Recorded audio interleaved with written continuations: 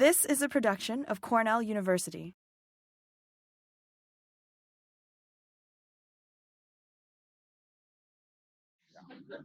This afternoon, part of this is I've got 29 advisees in ag science. I got moved to development sociology, and while I enjoy my development sociology home, Hort and SIPS is where I started out and still have a connection to.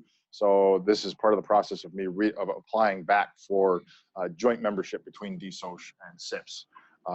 And as it was, I just presented a variation of this to Ithaca College, and I never got a chance to do this to my colleagues here within SIPS or development sociology, just to get a little bit of a feel for what I spend a fair amount of my interest and time doing, both through the courses that I teach, but a lot of the time beyond that in advising outside of the college is trying to recruit ag educators.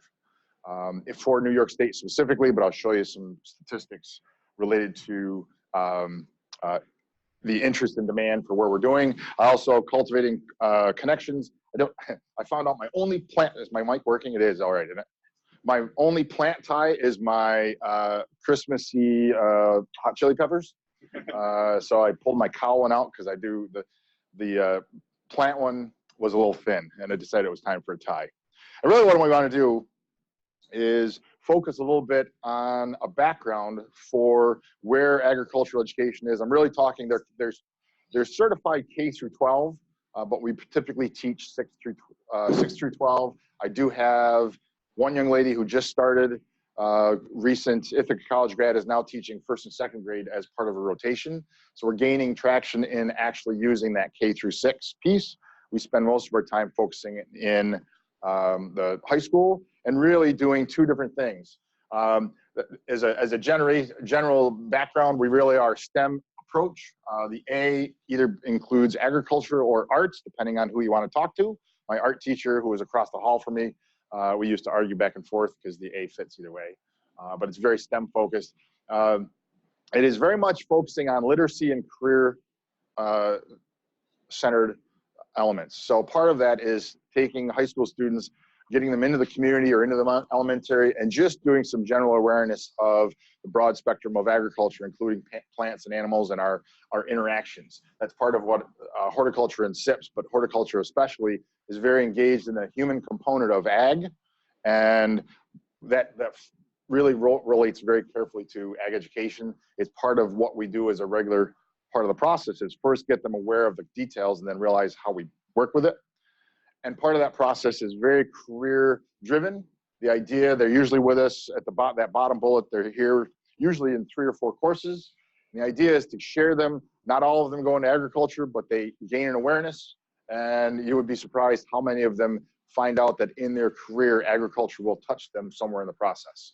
That's half the fun, is realizing that what we do really does impact a larger number of folks, even if they're not trying to actively work in it. We all eat. We all want high quality food. We like the plants and the flowers related to landscaping. All of that brings ag in our lives every day. And this is the fun part of getting the kids excited about it, for a slide that shows up here a little later. Jeff, before you move on, sure. What is the significance of it being categorized as a career technical education program? From the state's perspective, it's basically, that's a newer term for vocational education. So it falls within the realm of technology. It actually also usually gets housed next to the arts. So it's music, art, technology, business, and agriculture. They're all electives. And there is a pathway, 4 to 5 years. We'll give them a CTE endorsement on their diploma.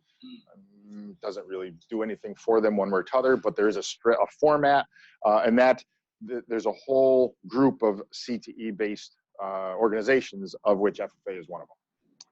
Yeah, so it really is a categorization from the state education. We're very much project and inquiry based in the approach to learning. Dr. Miller and I were just talking about the shift with some inquiry and active learning here on campus as well. These students start out with that when they walk in the door. It's basically how we also survive as instructors, because if we get them active and engaged, they like to come to our classes, because some of our core academic instructors don't engage quite as much in that project and inquiry perspective. Definitely the encouraging student diversity and curiosity is really oriented to the broad spectrum of agriculture as a whole and the cultural impacts of that. We're still, that's as a organization, we're still growing in that. Actually, there's a slide that shows up a little later. We're very much in a rural settings. We're still working on the urban settings, although gaining traction to that. But it's an area of emphasis nationally for ag educators, is that trying to develop the rich connection of agriculture into the culture wherever we happen to be. It is based on a national standards format. So this is, it's from the, I didn't put the citation here. There's a citation on the last page. The National Agriculture Council basically oversees the development of the National Ag and Food and Natural Resources Standards. All programs in the country should reference these 8 career clusters. We don't use them all to the same degree, but inside of that is a very large document that sets all these subset standards. So we can meet the needs of our administrators and say, hey, here are the specific items that we're working with, but they fall within those general topics. I mean, agribusiness is really cross-cutting all our areas. Biotechnology, both animal and plant related, is not quite as strongly developed. Environmental science is very huge, very large. Food processing continues to grow, but it gives us a lot of room to play as instructors. We can play in all these individual sandboxes. And that's half the fun, is to get students prepared for walking into one of those, and they may not have a whole lot of background in that. They have to basically learn really, really fast to get the kids excited about it. One element that ties into part of the reason that I spend a fair amount of my time recruiting and trying to develop teachers ready to enter the program. Coming out of Purdue, this is about a 2013 or 2014 projection. Projects that over the next 5 years, there's about 60,000 new jobs in agriculture across the board. And right now, I didn't put the other part up. The statistic coming out of colleges, 4-year degrees in ag, is about 35,000 graduates. So there's a huge disparity related to that. And basically that spins into ag education in the high school level. It's still a very strong area to get students interested in going into as a career. They may not think about it at first, but when you start looking at the breadth, it gets exciting, because there are very few things. One of the best stories I used to do with 7th and 8th graders is challenge them to give me a job that I couldn't attach to agriculture.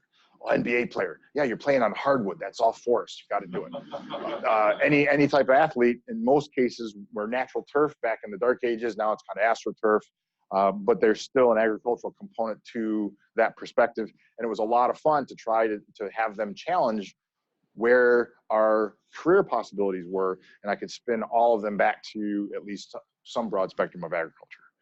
And then as part of this, we've got more job openings and qualified graduates. And again, that's part of what we do in ag education at the high school level, is drive them or encourage them to go towards that thought process for their future career outside of high school. And the other thing that I guess this also is a launching point for, we've seen a rapid growth, at least in New York State. We're finding a very rapid growth in those high school programs. When I started teaching a long time ago, coming up on 25, 27 years ago, they were losing programs by about 15 or 18 across the state when I was trying to get a job. So I stayed in Virginia and taught for 2 years, and then was able to move back up north. Now we've got 7 to 8 openings that we don't have certified teachers for. We've got to import from other states or hire uncertified teachers that they can then get certified. So there's a couple of reasons, we'll talk about it on the later slide, that I think the momentum has sincerely changed, even at the high school level, of how we think about agriculture, which is encouraging for somebody who's spent their career in it. Past and present, it really bases off of a 1917 Smith-Hughes Act, our extension and outreach class. This is really both 4-H and FFA started in that general concept of the act, where we needed more agriculturalists. The farmers weren't paying attention to our land grant individuals. We found the kids were a good conduit to get more information to the home farms. So the Smith-Hughes Act was part of that process, and the FFA and 4-H evolved in a couple different areas stemming from that particular legislation. We've got about 800,000 students across the country that participate. And then I just grabbed 2 resources from New York State. So we've got about 5 billion in New York. As of 2016, our agricultural products were at 5 billion. And in 2014, we had 35,000 farms. And all of you, I'm talking to the choir in this case, where if we break that out, we've got a large portion of the large volume and some large farms and a whole lot of smaller operations. I just visited one of my former students who's still making, he's at 75 cows and actually cash flowing at a slightly positive, even with the poor milk prices, although he's had some stressors in part of the process. But it just shows the strength of agriculture in New York, and it's encouraging that more and more folks are starting to realize that, even without us being quite as direct. I've got administrators in schools that are starting to pay attention to that. Growth of New York Ag Ed. So this is just the statistical piece of where we're starting to see in the state. We've got 207 active Ag Ed programs with about 10,000 students just in New York State. That's literally 303 teachers, exactly. Although we may have gained one since I got this data from Sherry. We're figuring 12 chapters per year in the past 3 years, which is huge growth compared to a long period of time where we didn't have any. And I'm building that off of the next to last bullet is a Harvard study, Pathways to Prosperity, which really basically challenged everybody in the high school range of education that their career orientation was poor to marginal, and really argued that if you want the students to be successful, have some form of career orientation. They did when I was in middle school. That was a huge push, and then it kind of gravitated away. Everything in the education system is cyclical by about 5 years, and we were running a very poor cycle. That started the push, and I really think the schools have shifted their thoughts regarding career orientation, and it's improved their interest in having the discussions. The other piece that starts to happen is the visible success of FFA and 4-H youth in transitioning from that childhood to adulthood. The first time they see I'm going to throw 4-H in there as well because I have the same benefit even in Cortland. If you have a young individual from high school walk in and give a formal presentation, in FFA they'll wear their official dress, so it's basically coat and tie, and they command the presence of the room quite well. They practiced it. They're well polished. They answer questions really well. And the schools start to realize, wait, how'd you get that level of participation in your school? And they want the FFA and they want the leadership development that comes from that. The only way to do that is to build it into an FFA or to an agriculture program. You can't just have a club. It's embedded, which is a slide later on. And that's gained some growth. I've got a laser? Yeah. We've got 51%, which has grown since this growth. We've actually crossed the 50% tile in rural schools across the state, and we're at 7% at urban schools. We're in the process. I mean, that's a huge area of growth. I just got a note from an experienced teacher who's now just took a job in Harlem, teaching urban agriculture at an elementary school. They just created a program for her. She's probably older than I am, but is returning back to the classroom. But we've got a lot of potential growth in that urban area schools, and we're making huge strides. I've got one suburban school outside of Syracuse, and then one local school in Cortland. They've actually got the funding and are ready to go. They just need to figure out where the teacher's coming from, and they'll start the program. And it's from this behind the scenes, they start to see the FFA and 4-H experiences. They attach that in the school systems. It's FFA driven, and they start asking good questions, and the momentum continues to grow if we can keep the teachers. This is a traditional three-circle model for ag education. By Constitution, by its establishment at the national level for ag education, the Constitution includes 3 different components. You've got typical classroom environment. You've got the work experience, so they're required to have a work experience piece, which is out of the school or even in the school in some form of paid or even if it's unpaid, they have to track the hours of a work experience, so they get the soft skills, showing up on time, responsibility for their duties, and also the FFA piece, which is leadership development and focus on personal growth. Those 3 pieces have to be offered in some variation. We build heavily off the classroom. The FFA is very strong across the country, and you have a little bit of ebb and flow across chapters, how strong that surfaces. This area is actually in a reboot, so we're actually regaining some strength in SAE from a new curriculum to develop. But those three pieces, all the students have by the time they graduate from high school. What's great about that, I got another slide, is it relates to the students that walk in the door here. Sample of ag courses offered in New York State, and this is a fairly small sampling. I should have pulled my other one. When I was in Western New York, I taught about 22 courses in rotation. A lot of them were semester long, and every 3 years I'd basically rotate through and start over again. But there was enough interest in those specific, they were much more precise. Some of these are a little large in terms of topic. Plant science and horticulture is this huge spectrum. Horticulture, we can narrow down to the plant side. I did a landscaping or a hardscaping course, which was landscaping without the plants, where you did stonework, you did patios, you did deck construction, that type of thing. A lot of animal science and vet science built in with a common thread also in environmental science and mechanics. So it's really, the animal and plants are the core for the majority of schools. I would like the mechanics to be a third pillar, but a lot of the students, the teachers don't have the training in mechanics, so that's gotten a little bit harder to work with. And then ag business really underlies everything that we talk about across the process. I thought as I was looking at these photos, that the nice thing about this, because I've got a snarky comment in another slide, at least we've got several, the top left and the bottom right are plant science driven. Middle is food science, which is still related to what we do. We've got an embryology project here top right, a little bit of welding. Oh yeah, let me, before we keep going, I do want to show, there's a 3-minute clip that gives you a pretty interesting snapshot from the teacher's perspective of what happens each day. I'll see if it will pop up. Ooh, it's even in the right spot.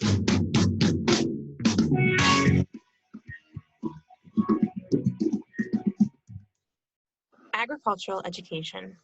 It's science, hands-on experience, environmental topics, technology, and everything in between.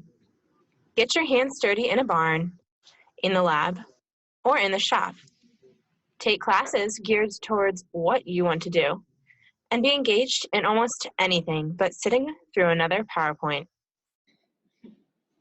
See the function of each part of a cow's stomach by actually dissecting a digestive tract. Investigate how an engine works by tearing a lawn tractor apart. Visualize how bacteria are used to produce your food by conducting experiments in a science lab. Is it more than you expected? This is just the beginning. After you've mastered your favorite concepts in a classroom, let your competitive side take control.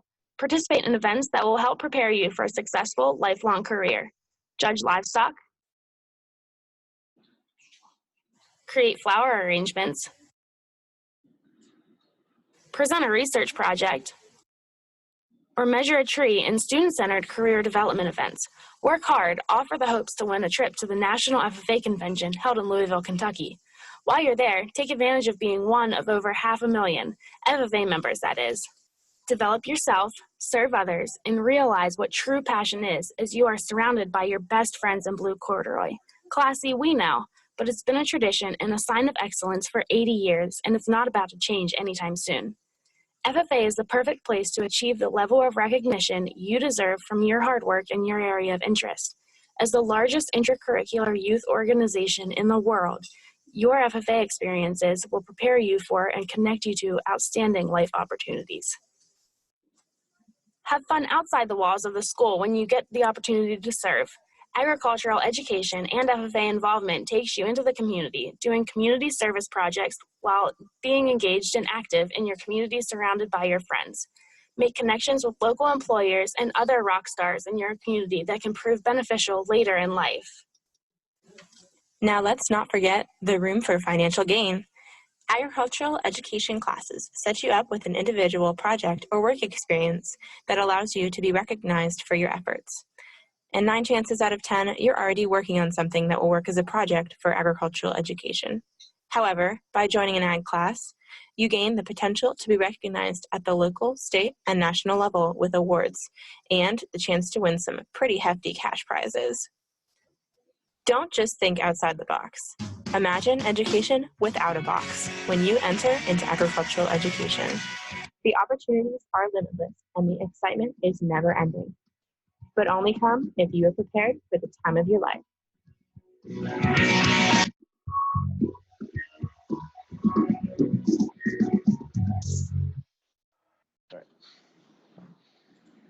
Okay. It just gives a quick snapshot of a whole lot of different visible points. And it's rather than trying to, I'll have a couple pictures that pop up. So building off of that, one of this is Assemblyman McGee. And FFA basically has an active relationship and is very well funded through Ag Markets here in New York. This is our larger, I guess this is 600,000 members nationwide. A little couple more stats just in terms of 109 chapters in New York State. All this was pulled from an earlier slide because we've bumped up recently from that. And really, they get to know the political process as part of what we do in agriculture because a lot of it is triggered to state and national funding. So that's part of what we do. Local story. So Lindsay just graduated from here. She came in, and note here, and I stole this. This was, I think, provided from her advisor on a slide set that I was creating from. She transferred in from Morrisville, I believe, and wanted to be a vet, and figured quickly turned out that animal science at that level wasn't quite what she wanted to do. She's now graduated at Cornell and is in Ithaca College with the expectation to start teaching about July 1st this time. She'll have a job by April probably and start teaching in July. And I've got several students in animal science that kind of see the light that vet science isn't quite what they want to do, and they transition into teaching. And I've got another young lady who just graduated, started a brand new program in Geneva. 1 year in, they're hiring a second teacher because she's had so much success in that city school district that they've gone and found a second teacher. These are a couple slides from, most of these have Lindsay in them. She was a state officer when she was in high school. So a couple different experiences of their officer team, just in terms of some community development. They do a lot of community outreach, both with the state level organization as well as the local chapters. This was one of those, the oddball things that don't quite fit in terms of details. There is, Don was asking about certification at state level. There is a CT certification that you can achieve as a school program that does allow you for an extra endorsement on the student's diploma.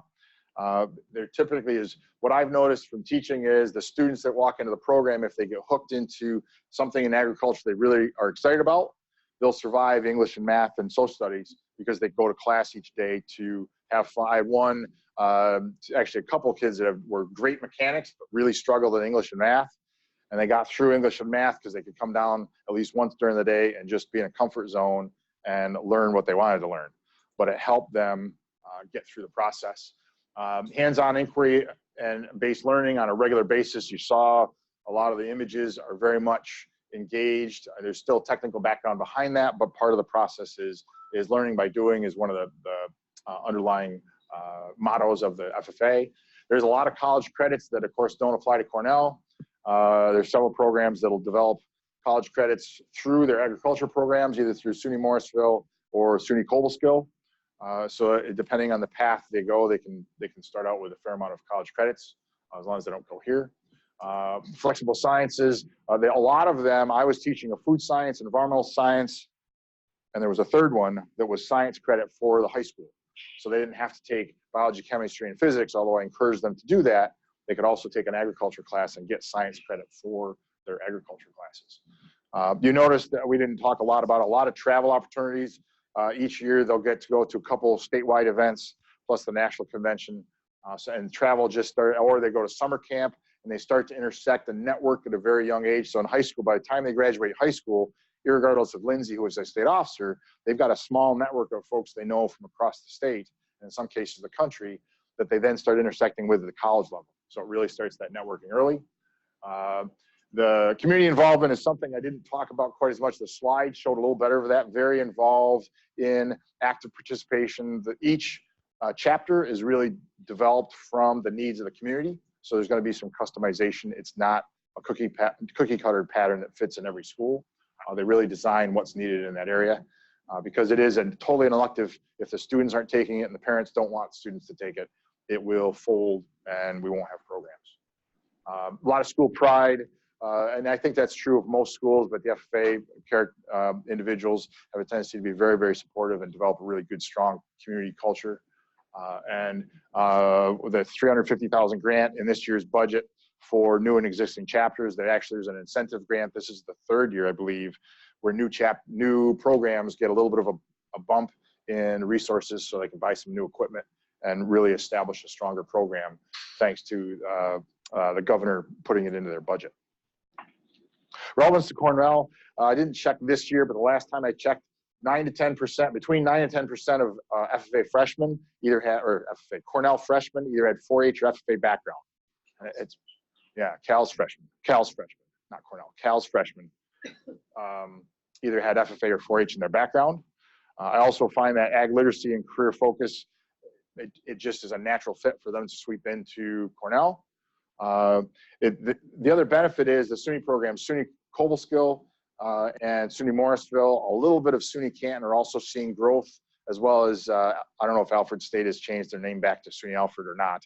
They seem to be going through some interesting name updates. Those three, what we used to call the Ag and Techs, although now Cobleskill and Morrisville are doing 4-year programs, so they start to compete to a degree with Cornell. They're seeing an increase in participation as well. Their attendees, the number of people that are trying to get into the agricultural components of Morrisville, Cobleskill, and Alfred continue to grow. Cobleskill seen some drop in its general applications, but not its ag applications. So as a whole, it's a really positive time to be a part of agriculture. And they still, even when I talk to faculty at Cobleskill, there is an encouragement. It's a smaller number, but they'll encourage a certain number to continue on to Cobleskill or to Cornell rather than stay all 4 years at Cobleskill. There's a little bit of a push and pull.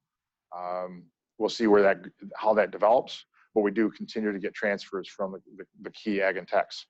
And really developing incoming students. So if you've got some 4-H or FFA background, they'll walk in the door with at least a little bit of ag literacy and are ready to move forward, at least from my perspective, a little faster than some that didn't have that background. And I really think that that's going to continue to grow, because I've got, in 2 weeks, I've got 200 students coming back on campus for a leadership conference. And part of that process is so they get exposure to the campus. A lot of the teachers are Cornell grads, so they get to tell some stories and get them excited about Cornell, and just to make them aware that it's a possibility. And the financial aid discussion is always fun to have, because if they're in agriculture already, Cornell supports that quite strongly because they think the sticker price is too high. It's been nice where the teachers will also support them to say, at least give it a consideration for those students that are really, really excelling. My one snarky comment is plant science is a lot of fun to teach. It's also very hard to win over rabbits and cats and dogs and cows. The plants just aren't quite attractive enough. The students always get excited about animal science, and I'm in a plant science room, so ask me sometime about my stories about animal science graduates and their success rate. It has been challenging to have students walk out with an animal science degree from here, and 5 years later, they're not in animal science anymore. Their career has shifted just because of lack of jobs. I don't have many plant science folks I can say that about. The plant science folks just launch into a career very, very quickly. So that's always a running gag, because they're so excited about the animals, and the plants are just like, yeah, they're there. Landscaping, I can have so much fun with that. And the greenhouses are continuing to grow, so it's part of the process. But we have to get a little more of that background. And turf grass is always a lot of fun to talk about, because you can pull in golf. And some individuals get really excited about golf, besides Frank. So I do think that plant science has more room to grow, simply because the animal science is ahead of us. Our certification pathway, right now there are two. I see the Ithaca College one is the one I work with directly. SUNY Oswego has an online one that they've had for a long period of time. And then in fall of 2020, with a little bit of luck and guidance, luck that the state education group does their homework effectively, Empire State College will bring another one online, basically modeling what we do with Ithaca College, but they're going to have a hybrid system. So some of it will be online and some of it will be in face-to-face. Because at the end of the day, we're continuing on the trend of 12 to 13 new programs a year. And right now I'm graduating. I've got 7 in Ithaca. We probably have 3 or 4 coming out of Oswego, so we'll have about 10. And if you build in the retirements as well, we're going to be short 5 to 6 teachers easily per year for the next foreseeable future. The good news is I've got more and more advisees. This year's freshman crew of ag science candidates, several of them already have this on the radar. So that the momentum is already shifting to the point where they come in knowing the salaries are starting to increase. If you look at that video, shows all the crazy stuff they did. So as long as they're game for a lot of crazy ideas across the whole spectrum, it's an awesome career to do for at least 10 or 15 years. So we're hoping that continues in trend. Different sources that pulled from, the national organization. I mentioned the Council for their Standards. FFA really is a great job of pulling together resources for the educators as well. And then the Harvard study is a really interesting read as well. And with that, I will open it up to any questions or issues, or if it's something totally out in left field, or hopefully it's not in left field anymore, got a slightly better idea of the ag education pathway that hopefully will start to, as has been, but continues to grow in feeding students that walk into our doors.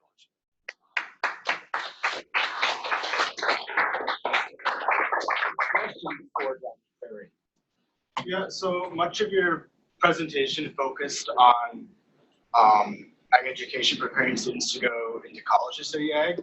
What is being done for non-college ag careers? Because there are many careers in agriculture, especially, that don't require a college education.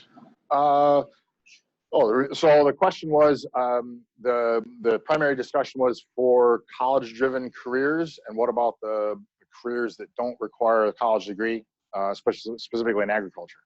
And that would be a fun coffee conversation, because my experience is even the barring just basic labor, there's a little bit of advanced learning that has to happen somewhere in the process. It might not be a 2-year degree, but it's going to be continual growth of learning. There is a certain percentage that when the work experience, the SAE piece, a lot of the students, especially coming out of the Midwest, dive right into the program. They'll graduate high school with basically leasing 1,500 acres from their parents. They bought some equipment. They dive into a continual growth of their process. The biggest one I've seen in New York are landscapers. They'll start a small group program and grow into a full-fledged business as they transition out of high school. It's still a fairly small percentage of the students we work with, but that SE work experience piece is totally driven towards getting all the pieces they need so that if they're ready, they can dive right into a full-fledged work experience. I just caution in those discussions with students as well, there's always going to be some extra piece of education, even if it's a year of apprenticeship or a 2-year college. That seems to put them in a much stronger position. May not be a 4-year degree, but at least a 2-year degree to launch steeper into the salary range. But it's a good question, because you're right, I didn't specifically highlight that it is working from the time you graduate high school or go on into college. So there is definitely an emphasis in that work experience piece. It's just one that I've had several students while I was teaching that I never thought they could go to school. And what they realize is a 2-year degree is very obtainable, and they've done I could tell some great stories about ones that have had awesome careers. Actually, one did a 15-year stint in hardscaping. He didn't touch plants. He set all the prep work up, and then a regional school in New Jersey came and hired him to teach because he's been so successful in business. He had a 2-year degree out of Cobleskill. Never thought he'd go to high school. Or never go to college. My principal agreed he never would have gone to college, except that we got him hooked and he was excited about it, and he found he could achieve the challenge. So it was a very good question that spectrum is built into that discussion, but more and more of them are at least getting a year worth of college before they launch. Yeah, awesome question. But so the college takes 10% of their incoming class, have this experience. Do they have data on how those students perform versus students who haven't had that experience? Oh, that would be that is a question I should ask. Yeah, I think it's a good question I should nudge them about, because I'm not sure their their data exiting is very strong. It would be really great to be able to match that back up, because they do have it for incoming. I'll have to ask. I can nudge a couple of folks to see if it's on their radar. I've not asked at the exit end if they track where people are going. That would be a great thing to do, to show strength I mean, that's a great idea. They must know intuitively that it works well because they're preferentially taking those students. Yeah. Yeah. Well, and because they tend to write, they tend to be very strong in their personal identity and getting ready to launch into a career. What I find are the ones that are successful have a very refined focus for when they write their application essays. Those that write very general application essays aren't going to get in the door because it's too competitive. Yeah, but I like that idea. I'll also go back and nudge a couple folks in the central office and say, hey, what about some data collection? We know we've got the data coming in. Do we have any data coming out? Good idea. Jess, you had a question. Yeah. Is there resources available to connect FFA students or graduate students with farms? Because I know there's a lot of farms that have issues with hiring people that are interested in farming or even retaining that. Yeah. So is there something that exists that connects the two of them? Well, it would be a community by community basis. I mean, in the community itself, they're typically attached to an advisory board, and that advisory board is made up of those farms and community members. It'll be the farms. It'll be in some cases it'll be a dairy producer. Sometimes it'll be a greenhouse operator plus an equipment dealer as part of that advisory. But it doesn't help. That doesn't solve the problem that well, because even given that, they're still struggling to have students that want to channel into that level of work experience. So it really is a community case by case. So the teachers are very familiar with the producers in the area. They have to be. That's part of what keeps them the program alive and surviving. But that doesn't help. It's not going to necessarily help the labor that much. The group I worked with in Western New York, it was the Wyoming County, so #1 dairy county in the state. They didn't want me teaching production dairy. They felt that it was taking too many steps back. They said, teach everything else. Don't worry about the production dairy type stuff. Just get them to go to college. They didn't even want to talk about the labor stuff. They were already to that point. They were using immigrant success exclusively and really didn't feel that they wanted to try to bring, because this was the sons and daughters of the community members. And they're like, some of them ended up going to FFA and Cornell and having success. But a lot of them didn't want that just labor discussion. It was a very intriguing perspective. But when I got there, I'm like, okay, we can go and do dairy and they're no, don't do that quite so much. We don't, because it was hard to compete. I had a 65 horsepower tractor and they're running 300 horsepower tractors. Their kids weren't doing the work either because it was too big. So it's a different dialogue. I have had better luck in Cortland, where Main Street Farms is a fairly decent sized vegetable operation, and the farms are a lot smaller. That discussion is a little more integrated. So there's actually some nice work experience programs happening because the community is a good fit for that. Yeah, but it is very much community by community basis. It's not something that's statewide. Yeah, good question, because that's a challenging question. Jeff, I noticed that in the images that you showed of FFA members, virtually all of them were white.